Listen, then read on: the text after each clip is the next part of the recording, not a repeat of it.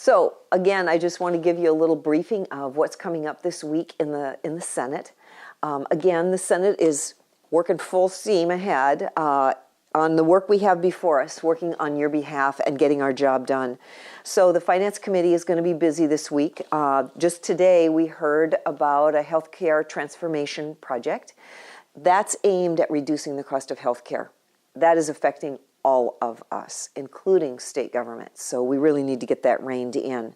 They'll be hearing a couple bills this week, but on Wednesday, that's the 13th of February, the governor will be introducing his proposed budget.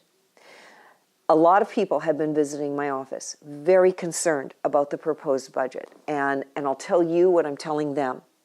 The Senate is not going to rubber stamp the governor's proposed budget. We've never done that. The process is long. We'll get the budget on Wednesday, but really we're not going to be able to dig into it until we've actually analyzed what's in it. It's very, very normal for a large bill like this budget bill and the budget bills prior to have different little errors in it. They might be math errors, they might be language errors, but all of that stuff will be cleaned up, and then we'll really sit down and look at the content. We want to hear from you. We want to hear from people who are going to be impacted by this budget, and we want to hear what you would like Alaska to look like. Included in this newsletter is a graph that I know graphs are tedious, but this is going to show you what a budget that is constrained to only what revenue we bring in, what it would look like.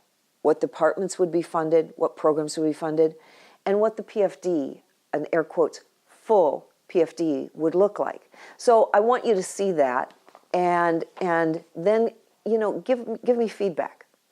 In terms of other committees, the crime bills are being heard. And you might have noticed last week, Senate Bill 32 was being heard. That's crimes, sentencing, mental illness, and evidence. Those are the subjects contained in Senate Bill 32.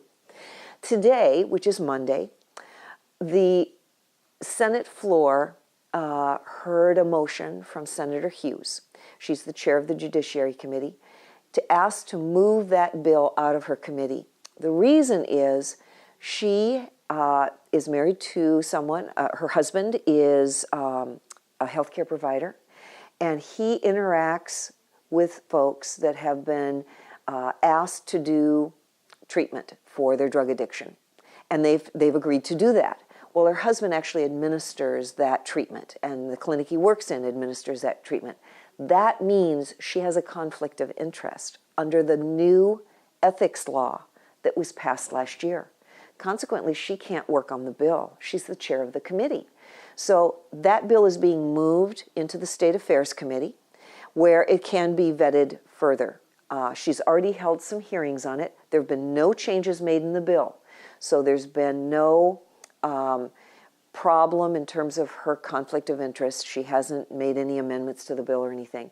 But those are the kinds of things we're kind of dealing with. That ethics bill that was passed last year is actually preventing us from doing our job. And this is another illustration of that. But in any case, there's that bill that's being heard. Senate Bill 34 is another one of the governor's crime bills. That deals with probation, parole, sentences, and credits. That's being heard in State Affairs. Senate Bill 35, I know a lot of people have an interest in this one. This deals with sex crimes, sentencing, and parole. So we had that horrible situation where a person was actually released based on time he'd had with his ankle monitor and things like that, and had committed a grievous crime, sexual assault crime. This bill, Senate Bill 35, will correct that. And that's being heard in the Judiciary Committee this week. Senator Hughes has no possible conflict of interest with that, so it's going to be seen, fully seen, and vetted in Judiciary Committee. The other subject that came up, it's kind of a healthcare-related subject. The last thing I wanted to mention was the Alaska Psychiatric Institute. As you may have noticed last week, the Commissioner of Health took jurisdiction over that facility. He had to do that because there were things that were really, really wrong at API. Federal investigators had come in and found more than 80 substantial deficiencies in that facility.